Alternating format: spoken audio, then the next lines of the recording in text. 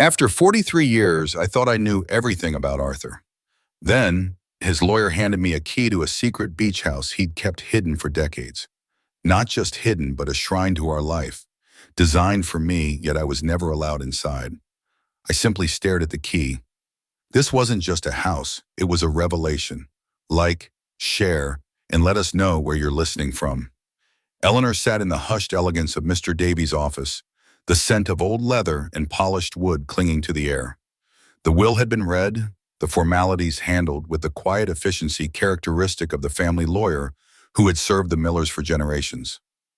It had been 3 weeks since Arthur's funeral, a somber affair that marked the end of a 43-year love story.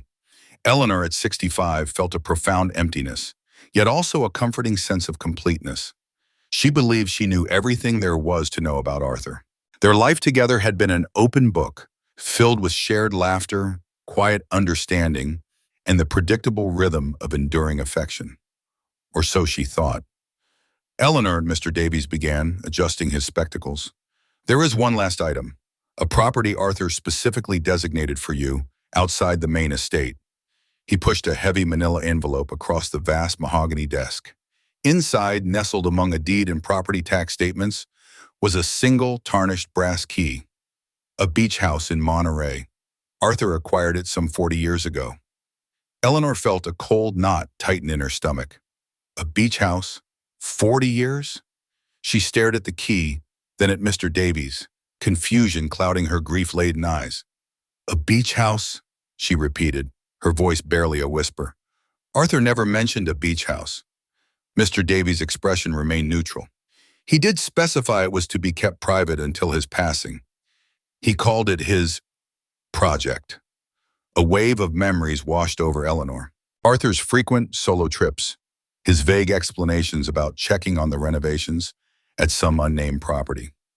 It's a fixer-upper, darling, he would say with a charming, dismissive wave of his hand whenever Eleanor pressed for details, or more often offered to join him. Dust and sawdust, not your cup of tea.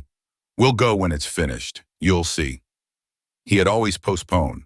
Always, she had accepted it, chalking it up to Arthur's quiet passion for tinkering, a hobby she hadn't needed to understand in depth. Now the vague excuse felt like a carefully constructed wall. Initially, Eleanor's practical mind took over. Sell it. That was the logical choice. What would she do with a mysterious, decades-old project? But then a deeper, more insistent emotion stirred within her. Curiosity, a ravenous, unsettling curiosity that gnawed at the edges of her grief. She needed to see this place, to understand why Arthur had kept such a significant part of his life hidden from her. The drive to Monterey was a blur of coastal highway and churning thoughts. The Pacific Highway, usually a scenic route she enjoyed, now felt like a pathway into an unsettling past. Each mile was punctuated by fresh recollections of Arthur's renovation trips. He would pack a small bag, humming some jaunty tune, promising to be back by Sunday evening. She never suspected. Never once. He was always so loving, so present when he was home. How could he have maintained such a profound secret? A sense of betrayal, sharp and unexpected, pierced through her sadness. The address led her down a winding lane, past charming, well-kept cottages, until she reached a small, unassuming gate draped with jasmine. Beyond it, not the dilapidated fixer-upper she had half expected, but a beautifully maintained coastal cottage. Its clapboard siding was painted a soft seafoam green, the trim a crisp white. Window boxes overflowed with vibrant petunias, and the front garden was meticulously manicured, a riot of colorful hydrangeas and fragrant roses. There wasn't a speck of dust or a loose nail in sight. This house was not under renovation. It was perfect. With a trembling hand, Eleanor inserted the brass key into the lock. It turned with a smooth, satisfying click. As she pushed open the door, a wave of aromas greeted her, the sweet, clean scent of fresh flowers mingling with lavender and lemon oil. It smelled like a home, recently occupied, cherished. This was no dusty old project. The living room was an immediate assault on her senses, yet strangely comforting. The walls were painted a warm, muted coral, one of Eleanor's favorite shades. Soft throw blankets, in textures she loved, were draped over plump sofas, and on the polished wooden mantel, amidst delicate seashells and a smooth piece of sea glass, were framed photographs, not of Arthur, but of her. Eleanor, younger, vibrant, laughing. Some were familiar, snapped at family gatherings or holidays, but others showed her in poses she didn't recall, candid shots of her reading in the garden or staring wistfully out to sea, her hair caught in the breeze. How, when? A chill snaked down her spine. The kitchen was equally disorienting. Her favorite brand of artisanal coffee sat on the counter beside a pristine French press.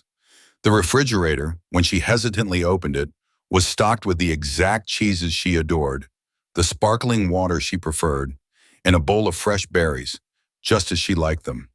On the corkboard beside the fridge hung a calendar, open to the current month.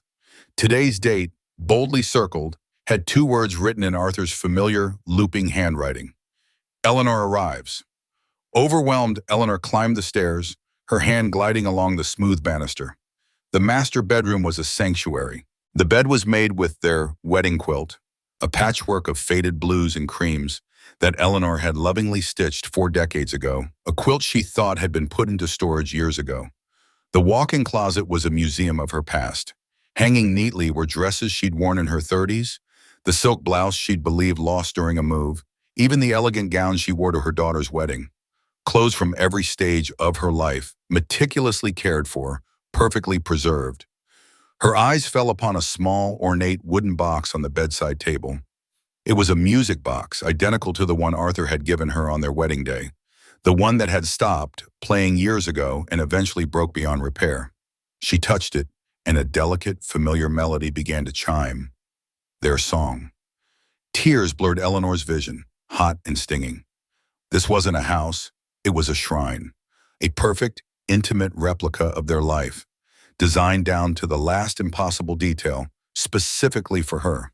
But why? Why the secrecy? Why the decades of lies, however gentle? She stood amidst this tangible evidence of Arthur's profound, perplexing love, a love that had manifested itself in a parallel life she knew nothing about. Eleanor was utterly, completely lost in a sea of impossible questions. Eleanor spent a restless night, the image of the Monterey cottage, a sanctuary built on 40 years of silent devotion, burning in her mind. Sleep offered no escape from the relentless questions that echoed through the quiet house she had shared with Arthur. How could she have known him so intimately, yet missed such a profound, elaborate secret? The grief she felt was now tangled with a baffling sense of wonder, tinged with a delicate, unfamiliar sting of betrayal, not of infidelity, but of a hidden life, however pure its intent. The next morning, driven by an insatiable need to understand, she returned to the beach house. This time, her approach was more methodical. She moved through the rooms with purpose, no longer just observing, but searching, piecing together the fragments of this hidden narrative. In the guest bathroom, a soft coral hue mirrored the living room. On the counter, arranged with almost ceremonial care, were jars and bottles of luxurious skincare products, a rich night cream, a delicate eye serum, a hydrating mask. Eleanor picked up a small, elegant jar of lavender-infused body lotion, a product she'd admired fleetingly in a magazine years ago, dismissing it as an indulgence they couldn't quite justify. "You deserve nice things, Eleanor," Arthur had once murmured, catching her looking at a similar ad. She had brushed it off, practical as always. Now here it all was, a tangible answer to a forgotten desire. Next, she moved to the cozy den, its walls lined with built-in bookshelves. As her fingers grazed the spines, she gasped. Here were first editions of her favorite authors, poets whose works she cherished. But more startling were the specific copies. Her treasured copy of Wuthering Heights, the one with the worn leather binding she thought had vanished during their move to the larger house. The early collection of Edna St. Vincent Millay, which had disappeared after a particularly chaotic holiday party. Arthur had not only found them, but he had replaced them, preserved them, curated her literary past in this secret haven. Her exploration led her to a plain, unmarked door at the end of the upstairs hallway. She'd assumed it was a linen closet, perhaps a utility space, but when she turned the knob and pushed it open, she was met with a sight that stopped her breath. The room was surprisingly large, bathed in a soft, diffused light from a single window. It wasn't a closet at all. It was filled, from floor to ceiling, with dozens upon dozens of carefully wrapped presents. Each package, in various sizes and festive papers, was adorned with a small, handwritten tag. Eleanor's name was penned in Arthur's unmistakable script, followed by a date. Her hands trembled as she reached for the nearest one, a rectangular package wrapped in faded crimson paper. The tag read, "For Eleanor, Christmas, 1983. Below it, in smaller script, was a note. "The necklace you admired in that shop window on Fifth Street. You never said a word, but I saw your eyes light up." Eleanor's memory flashed back to that crisp December day. They had been Christmas shopping, hand in hand, when she'd paused before a jeweler's display, captivated by a delicate silver locket.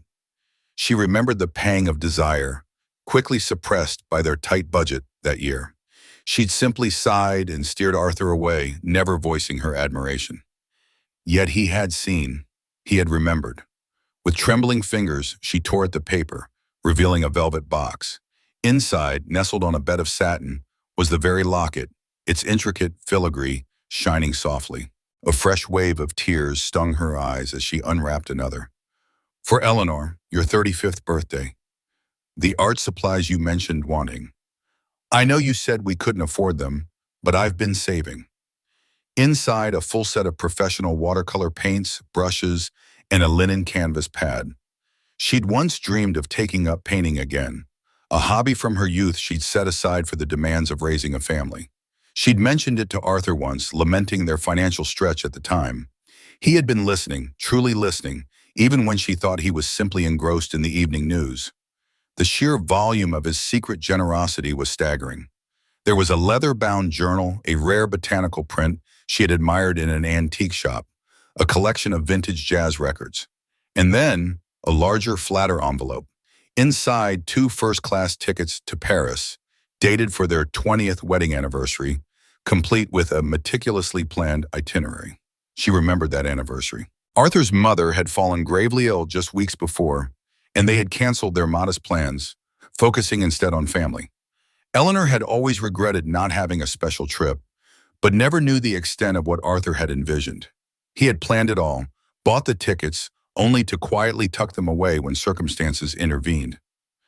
Eleanor sank to the floor, surrounded by decades of unopened gifts, each a silent testament to Arthur's profound observation, his enduring love, and moments when she had believed he was simply distracted or unaware.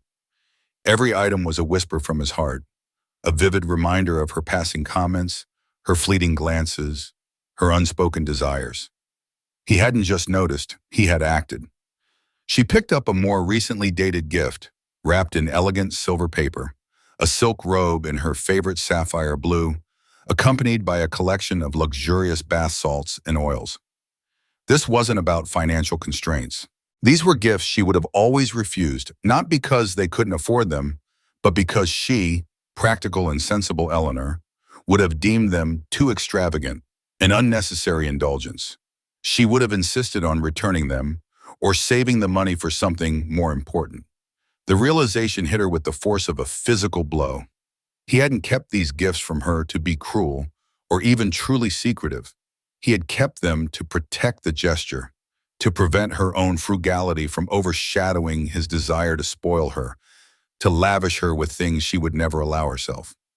Further down the pile, a small, heavy box revealed a diamond tennis bracelet, sparkling under the soft light. The tag read, "For our 15th anniversary, to make you sparkle, my dearest Eleanor." A gift that must have cost a fortune, easily $3,000, a sum that would have sent her into a fit of, "We could have put that towards the house" lectures. Arthur had known her so well. He understood her deep-seated practicality, her aversion to what she considered unnecessary extravagance. And so, he had built this secret space, this hidden trove, where his love could manifest in ways she would never permit in their everyday lives. Tears streamed down Eleanor's face, tracing paths through the dust of her disbelief. She was surrounded by what felt like 43 gifts, one for each year of their marriage, each chosen with a profound, quiet love that had shaped a hidden facet of their life together. Eleanor sat amidst the scattered wrapping paper and ribbons, the open gifts surrounding her like colorful memories brought to life.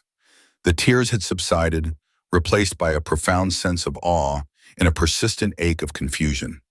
Arthur's thoughtfulness, his meticulous attention to her unspoken desires, was breathtaking. Yet the question of why persisted, a relentless whisper in her mind. Why the secrecy? Why the hidden house? The decades of concealed affection? Surely there had to be more. This wasn't just about her frugality. There was a deeper narrative at play. Rising slowly, her muscles stiff from sitting on the floor, Eleanor scanned the small room. Her gaze landed on a modest, built-in shelf tucked into a corner, almost blending into the wall. It was labeled in Arthur's familiar hand with a simple, poignant phrase, "The letters I never sent." Her heart pounded against her ribs. This was it, the key to the enigma.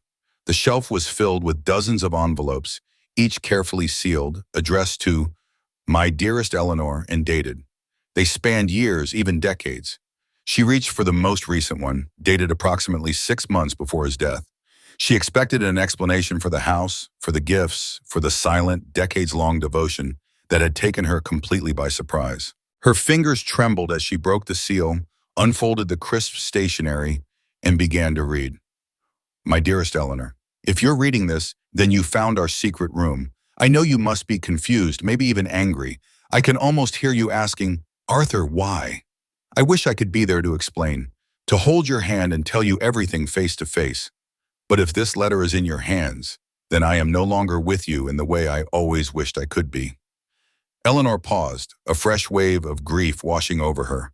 His gentle tone, his anticipation of her questions, it was so Arthur. As she read further, she realized this wasn't just a single explanation. It was one of many. A lifetime of words Arthur had wanted to say but had never found the courage, or perhaps the right moment, to speak aloud. She spent the next 3 days ensconced in that small secret room, surrounded by her past, present, and the untold story of her husband's love. She read, wept, and sometimes even laughed softly at his tender observations. The letters were a tapestry of their shared life, woven with threads she hadn't even known existed. He detailed her daily habits, the way she hummed off-key when she cooked, the way her brow furrowed when she concentrated on a book, her quiet triumphs and unspoken fears. He saw everything. He remembered everything, more than she had ever given him credit for. He even remembered the day she wished aloud, on a walk in the park, that she could plant a particular shade of bluebells in their garden, a fleeting thought she herself had forgotten. In one letter, he wrote of secretly planting them in the Monterey garden, just for her. Then, amidst the gentle confessions and loving anecdotes, she found a letter dated 15 years ago. Its paper felt heavier, imbued with a different kind of weight. Her breath hitched as she read the opening lines. "Eleanor, my love, I went to see Dr. Reyes today. The test confirmed what I've been afraid to admit to myself, afraid to speak aloud. Early-onset dementia, probably Alzheimer's. The words hit me like a physical blow, even though I've suspected for a while. The forgotten keys, the misplaced words, the moments of confusion. I had hoped it was just stress or the inevitable march of age, but it's not." Eleanor's world tilted on its axis. 15 years? Arthur had been battling this insidious disease for 15 years? A cold dread seeped into her bones, chilling her to the core. Her mind raced back, replaying countless moments. His occasional forgetfulness she had attributed to his busy work schedule, to the natural process of aging. His quiet withdrawals she had thought were simply him being thoughtful, lost in his own world. His increasing reliance on routines she had put down to a man settling into comfortable habits. Never once had she suspected this. Never once had she imagined the silent, terrifying battle he must have been fighting. She continued reading, her eyes blurring with fresh tears. "My greatest terror," Arthur had written, "isn't of dying. It's of forgetting you, Eleanor. Forgetting our life, our laughter, the way your hand fits perfectly in mine. It's of looking at you and not knowing your name, not seeing the woman I've loved more than life itself for all these years. That thought is unbearable." A sob tore through Eleanor's chest, her strong, stoic Arthur facing such a monstrous threat alone. Why hadn't he told her? Why had he carried this burden in silence? I've decided, the letter continued, to turn our beach house into something special. A place where I can store every memory, every cherished moment, every gift I wished I could give you. A physical archive of our love, of who you are, of who we are. If the day comes when I can't remember your name or the details of our wedding, maybe this house will help me remember your smile. Maybe it will help me find my way back to you, even if just for a moment. Eleanor crumpled the letter to her chest, her body racked with silent sobs. The beach house, the meticulous details, the hidden gifts, the cherished memories. It all made a terrible, heartbreaking sense now.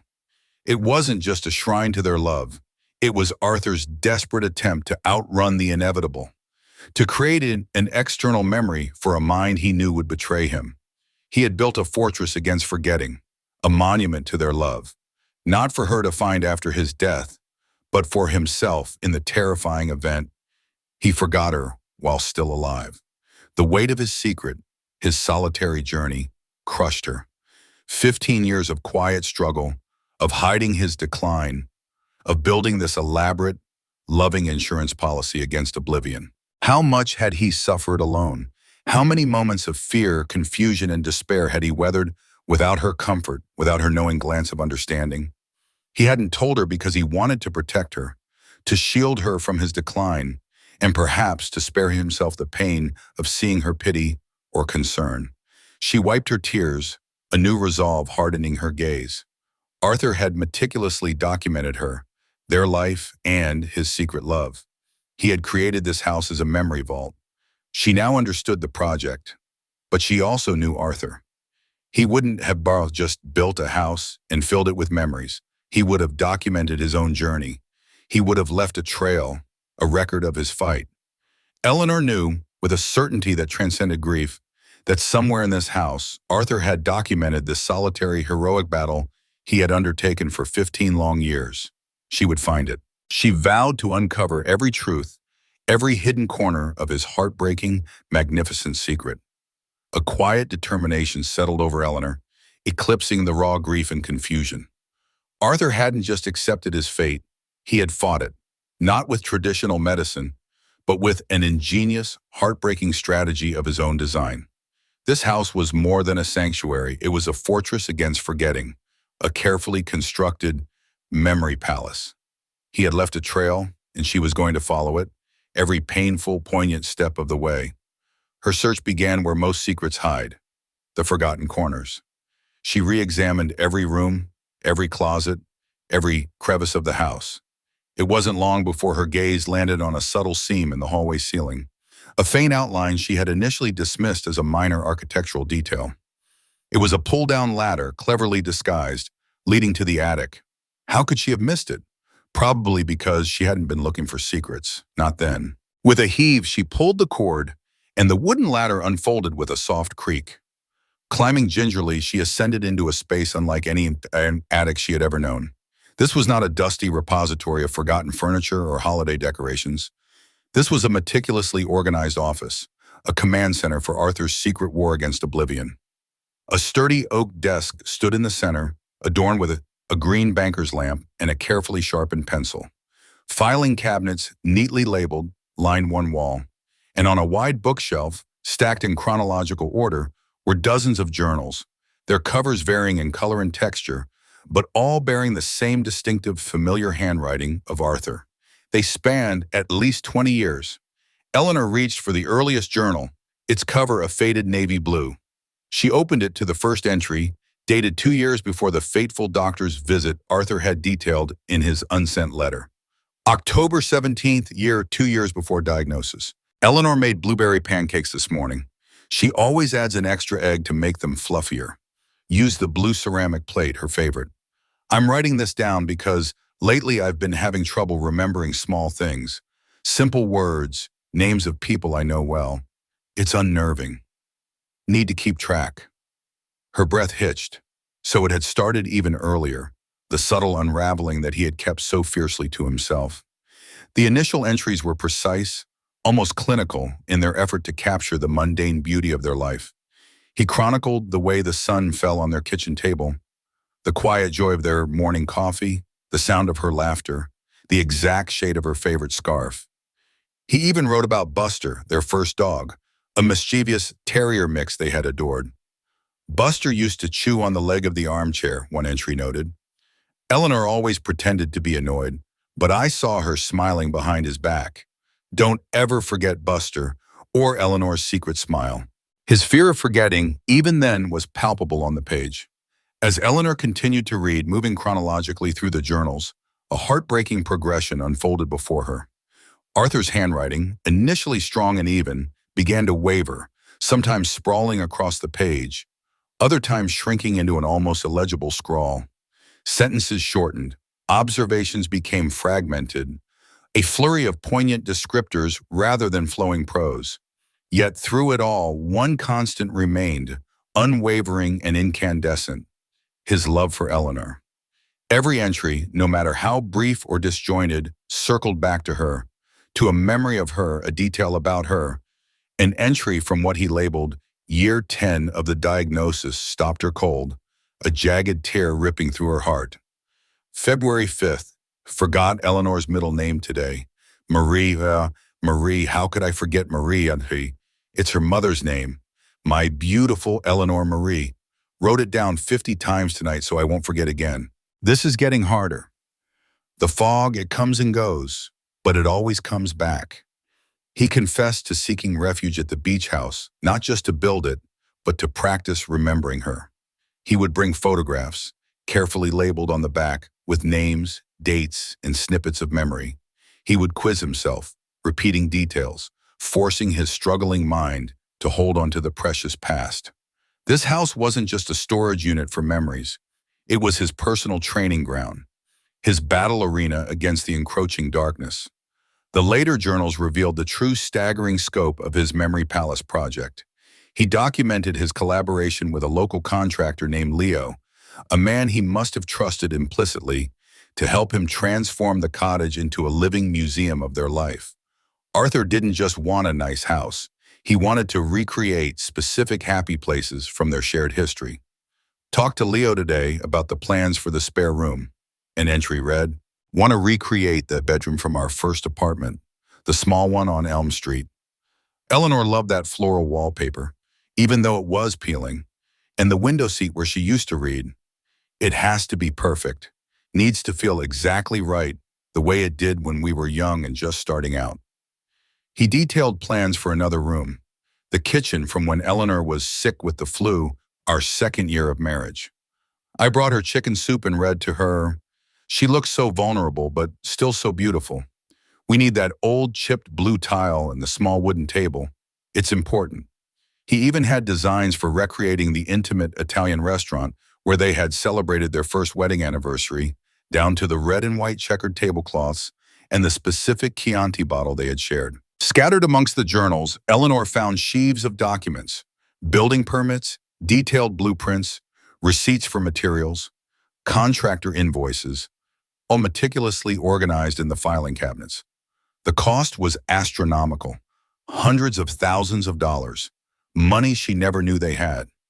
Arthur, ever the discreet and careful investor, had quietly built a substantial nest egg, not for lavish vacations or retirement luxuries, but for this, for his war against forgetting, for her. Eleanor ran her hand over the faded journal covers, each one a testament to his lonely, heroic struggle. Arthur hadn't simply aged. He had been fighting a slow, relentless battle, meticulously creating this elaborate, loving monument to their life, all while keeping the devastating truth locked away, deep within himself. The depth of his secret, the quiet dignity of his battle, brought her to her knees. He had done all of this for her, without her ever knowing. As Eleanor continued to read Arthur's journals, the gravity of his secret deepened with each turning page. If you're finding Arthur's story as compelling as I am, please consider liking this video, sharing it with someone who appreciates a powerful tale, and subscribing so you don't miss the rest of this incredible journey. The journal entries in the attic grew more fragmented, more heartbreaking. Arthur described getting lost while driving familiar routes, the terror of not recognizing his own reflection. The anguish of trying to recall Eleanor's distinctive laugh, only for it to slip through his grasp like sand. The urgency to finish the house, to complete his memory palace before his decline became utterly impossible to hide, pulsed through the pages. He was racing against time, against his own mind. One entry, dated just a month before his death, shattered Eleanor's composure entirely. April 12th. Today was difficult. Eleanor walked into the living room, and for 10 minutes I didn't know who she was. Just a kind woman with a beautiful smile. My heart recognized her, I think. A deep ache inside, but my mind was blank. Then she smiled again, that crinkle at the corner of her eyes, and it was like a crack in the fog. Eleanor. My Eleanor. It came back. The fear. It's overwhelming, but I know this. Even when I didn't know her name, my heart never forgot how to love her. She has to understand that. If she ever reads this, she has to know that my love for her endured, even when my mind couldn't. Eleanor pressed the open journal against her chest, her body convulsing with silent sobs. His enduring love, his monumental struggle, his quiet sacrifice. It was all too much. This house wasn't just a monument to their love. It was designed to survive even dementia and death, a tangible anchor for a love that refused to be forgotten. Arthur had built not just a home, but a legacy of devotion, a final, desperate act of love. As the tears subsided, a new thought sparked. Arthur's journals had hinted at a centerpiece to his project, a special room that was the culmination of his grand design. She remembered a locked door on the first floor, unobtrusive, almost hidden, which she had tried earlier. The key Mr. Davies had given her, the one that opened the front door, hadn't worked on this particular lock. There had to be another key, a special one, just for this. Her mind raced, recalling Arthur's meticulous nature, his penchant for hiding important things in meaningful places. Where would he hide such a significant key? Not simply tucked away, but in a place that held deep sentimental value, a place intrinsically linked to the memories he was so desperately trying to preserve. Suddenly it clicked. The music box. The one on the master bedroom bedside table, identical to their broken wedding gift, playing their song. It was a symbol of their beginning, of a precious memory he had recreated. With renewed purpose, Eleanor descended the attic ladder and hurried to the master bedroom. The familiar melody of their wedding song, a lilting waltz, filled the air as she approached the music box. Her fingers traced the delicate carvings on its wooden surface. She remembered how the original one had a tiny ballerina inside. With a gentle touch, she lifted the miniature dancer, and there, nestled in the velvet lining of the music box's compartment, glinting softly, was a small, ornate golden key. It was unlike any other key she had ever seen. Her heart pounded with a mixture of anticipation and dread as she carried the golden key down the stairs, directly to the mysterious locked door on the first floor. This was it. The final secret, the heart of Arthur's memory palace. She inserted the key. It slid in smoothly, turning with a soft, satisfying click that echoed in the quiet house. Taking a deep, shaky breath, Eleanor pushed the door open. She stood frozen on the threshold, her eyes widening in disbelief. It wasn't just a room, it was a journey through time. She was standing in their first apartment. Not a recreation, but an impossibly perfect, painstaking replica. The hideous orange shag carpet, which they had both detested but couldn't afford to replace, stretched before her. The tiny, cramped kitchen, the cheap Formica countertops, even the faint, irregular water stain on the ceiling from an upstairs neighbor's long-forgotten leak. It was all there exactly as she remembered it. It wasn't just furniture, it was their furniture. The rickety second-hand dining table, the floral-patterned sofa that they had found at a garage sale, the mismatched curtains Eleanor had sewn herself. On a makeshift bookshelf, crafted from stacked bricks and planks of wood, were their actual books, some bearing her handwritten notes from college. On the tiny kitchen counter sat a chipped coffee mug she thought had broken years ago. Every detail was authentic, every item imbued with the impossible essence of their shared past. She walked through the small space, touching the rough texture of the sofa, the cool surface of the kitchen table. It felt as if she had been transported back decades to a time of youthful optimism and hopeful dreams, A time when their love felt boundless and their future stretched out, unblemished by illness or loss. On the kitchen table, meticulously placed, was a single folded note written in Arthur's early, steady hand. My dearest Eleanor, this is where we learned to be married. In this small, imperfect place, we built our foundation. This is where I first realized that being poor didn't matter as long as I had you. Every struggle, every shared laugh, every quiet evening in this room taught me what true love truly was. This is where our story truly began. Tears streamed down Eleanor's face, a torrent of grief and awe. This was not just a room, it was the genesis of their love, the anchor of their entire life together. Arthur had created not just a house of memories, but a portal to their past, an enduring testament to the love that had defined his very existence.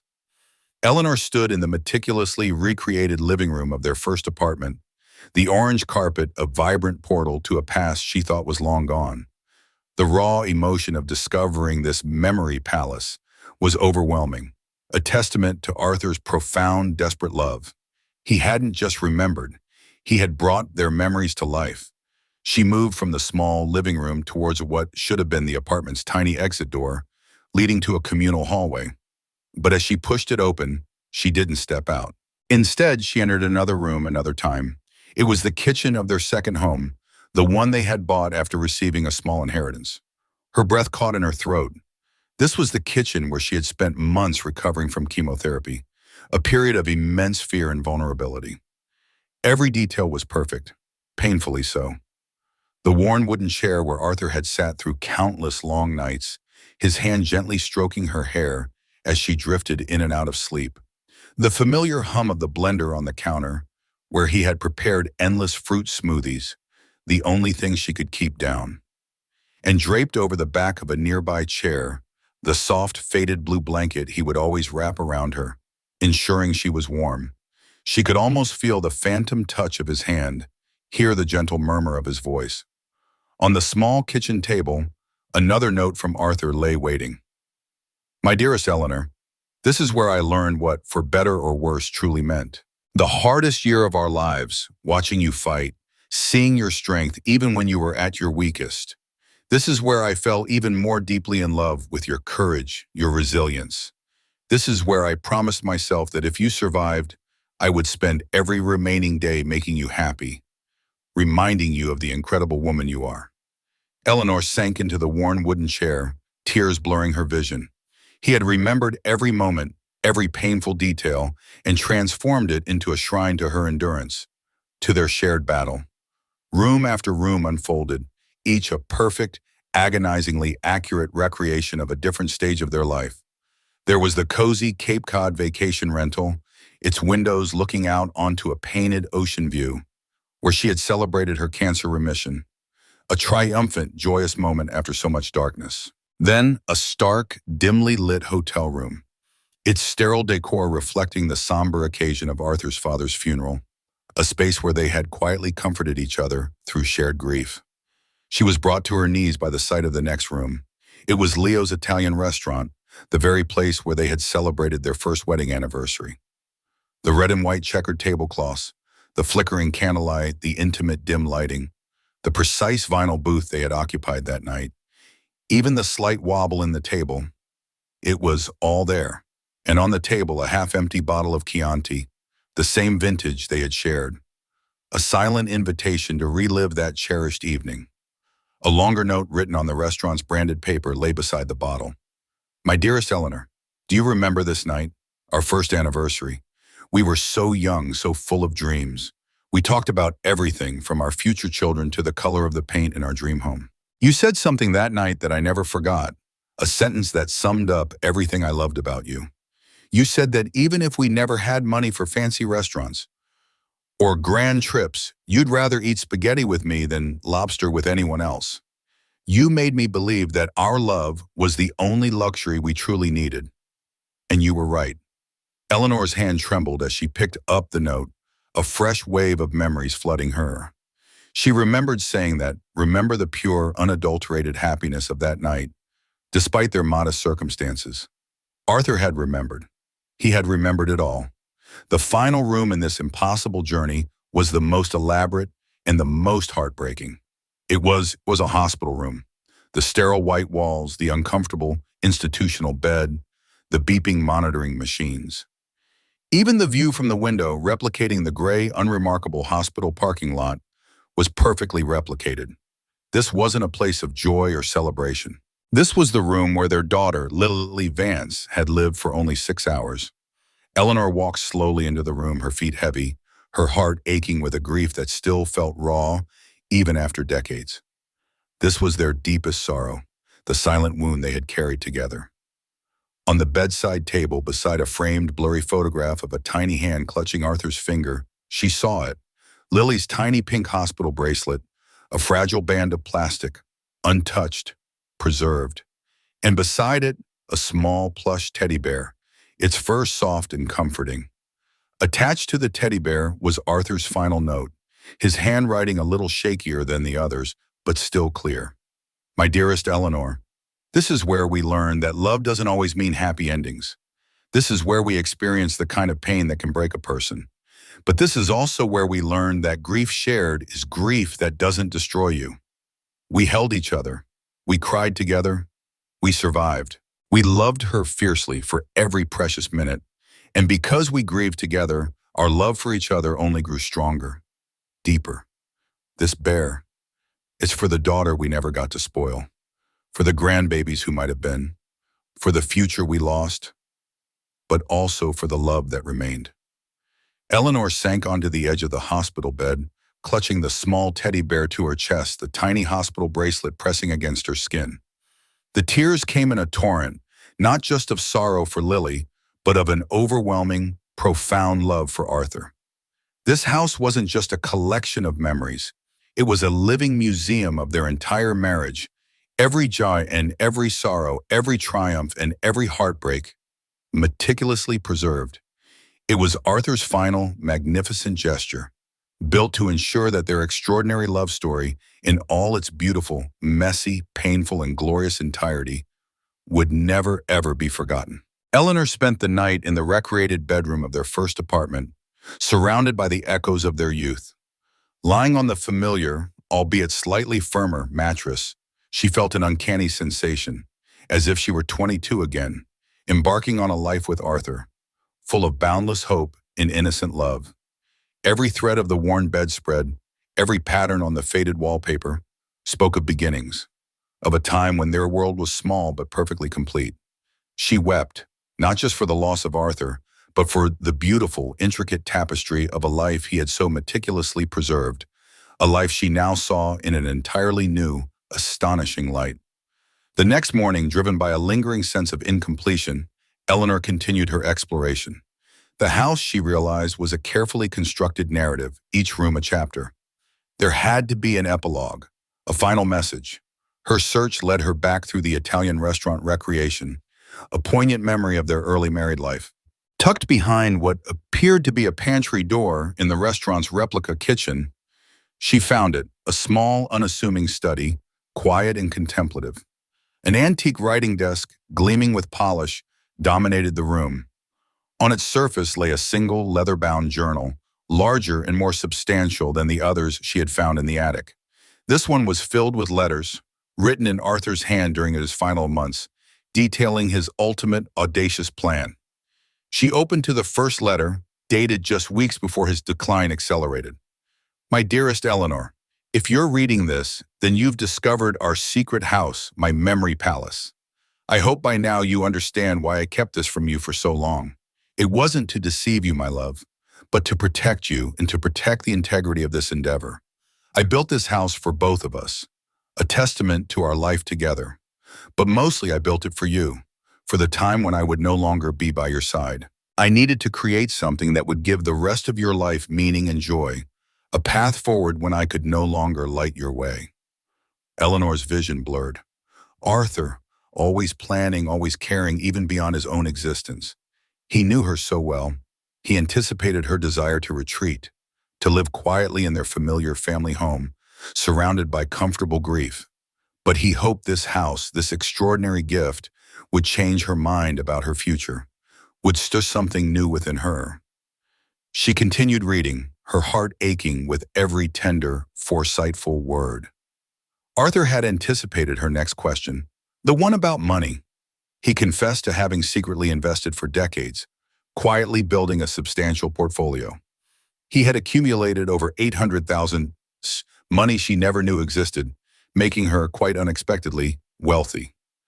I know you're probably angry about the money, my practical Eleanor, he wrote, a faint humor in his words. I tried to spoil you, my love, I truly did.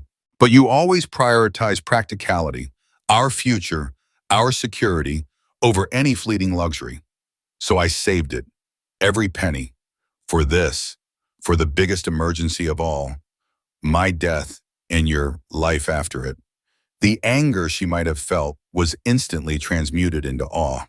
He understood her so completely, even her likely reaction to his hidden wealth. He wasn't just planning for her financial security, he was planning for her emotional well-being.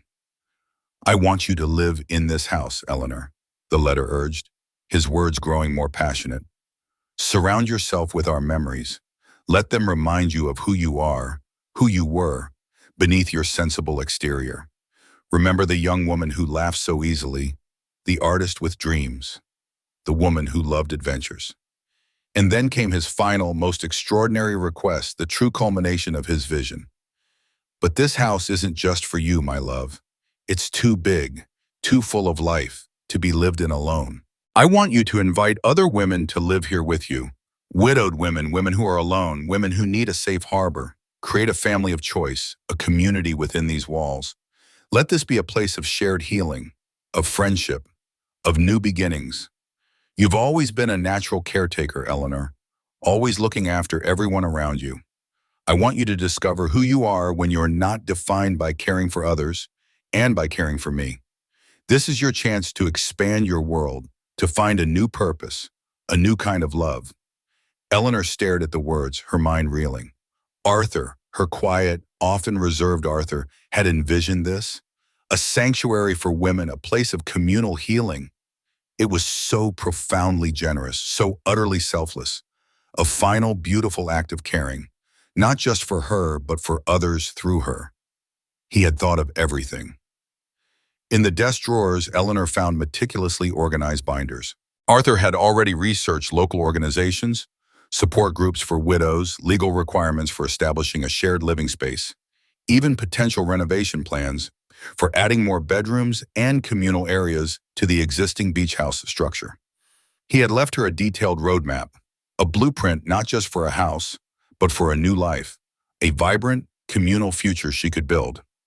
Arthur had been the one to care for others in their everyday life, the one who quietly fixed things, managed their finances, always ensuring their stability. Now, with his final act, he was giving her the reins, empowering her to become a caretaker in a grander, more expansive way, giving her a chance to discover herself outside of being solely his wife and his loving nurse during his illness. He wasn't just providing for her, he was giving her a mission, a reason to live and thrive beyond her grief. His love, even in death, continued to uplift and inspire. Arthur's final letter, read in the quiet solitude of his hidden study, was both an end and a beginning. It wasn't a somber farewell, but a vibrant call to action. My dearest Eleanor, he had written, you are only 65. You have decades ahead of you. Do not forget me, my love, but love yourself enough to write new chapters, to live a life I can only imagine for you. This is my last wish for you. Eleanor sat at Arthur's desk, surrounded by the echoes of his wisdom and his audacious vision. His extraordinary love, so deep and layered, left her breathless. Could she do it? Could she step out of the familiar rhythm of her life, out of the comfortable sorrow of widowhood, and embrace this brave new future he had so painstakingly crafted for her? The thought of inviting strangers, of rebuilding her life in a house designed as a monument to her past, was daunting. Yet the sheer power of Arthur's belief in her, his profound trust, ignited a spark of courage she hadn't known she possessed. 6 months later, Eleanor awoke to the sound of laughter echoing through the beach house. It wasn't the haunting echo of ghosts, but the vibrant, joyful noise of her new family. The house, once a silent museum of memories, now hummed with life. In the sun-drenched kitchen, Martha Davies, a spry woman of 70 with a mischievous twinkle in her eye, was patiently teaching Clara Lopez how to make her grandmother's perfectly crisp scones. Clara, a woman Eleanor's age, was still healing from the sudden, unexpected death of her husband, a grief that had left her adrift until she found this haven. Her hands, once tentative, now moved with a growing confidence, mirroring the gentle mending of her heart. In the living room, Brenda Miller, a retired English teacher with a penchant for classic literature, read aloud to Maylin. Maylin, a serene woman in her late 70s, whose glaucoma had gradually stolen her ability to read, listened intently, her face illuminated by the story. Arthur had encountered Maylin in the local library during one of his last lucid excursions, a woman whose children lived far away and whose days had grown quiet. She had been his final, silent addition to his imagined community. Evelyn Stone, a spirited 72-year-old whose family had, with good intentions, sold her beloved home out from under her, was pruning roses in the meticulously maintained garden.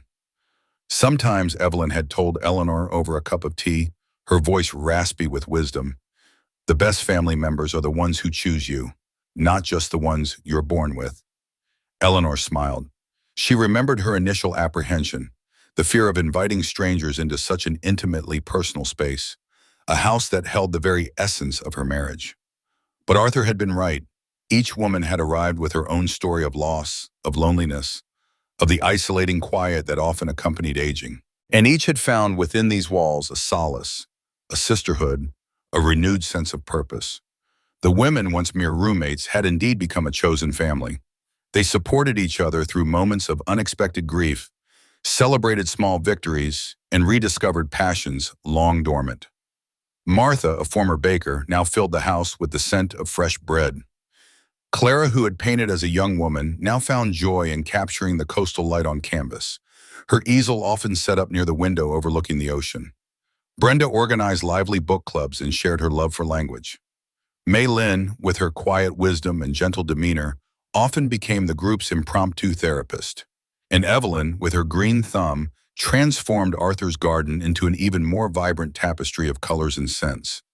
The recreated rooms, once solemn shrines to a past, were no longer just static memories. They had become starting points for new ones. Eleanor often shared a glass of wine with Martha in the replica of Leo's Italian restaurant, their laughter echoing through the checkered tablecloths, creating new echoes of joy. Clara, finding solace in stories, often curled up with a book in the cozy armchair in the first apartment recreation, her quiet presence a testament to the enduring comfort of shared spaces. The gift room, once a repository of unopened presents, was now their communal space. Once a month, on a chosen evening, they would gather there and open one of Arthur's meticulously chosen gifts, marveling at his thoughtfulness, sharing stories of their own unspoken desires, and creating new traditions around his enduring love. Word of their experiment, their unique beach house family, began to spread. De Reyes's wife, Clara Reyes, herself a widow who had admired Eleanor's courage, became a regular visitor. She had a background in social work and helped them navigate the complexities of community living, offering advice on social services, and even helping to form a local support group for other women seeking connection. Eleanor walked through the house, a profound sense of peace settling over her. She felt Arthur's presence everywhere, not as a solid, lingering ghost, but as a benevolent, celebratory spirit, rejoicing in the new life that bloomed within the walls he had built. At dinner that evening, surrounded by the laughter and chatter of her chosen family, Eleanor raised her glass of Chianti. "To Arthur," she said, her voice clear and strong, "who knew that the best way to say goodbye was to teach us all how to say hello." The house that love built continued its magic, a testament not just to Arthur's enduring love, but to his unwavering belief in Eleanor's potential. It proved, in the most beautiful and unexpected ways, that even at 65, new, vibrant, and utterly beautiful chapters awaited, and that the multiplying power of shared love could transform grief into a legacy of hope and connection.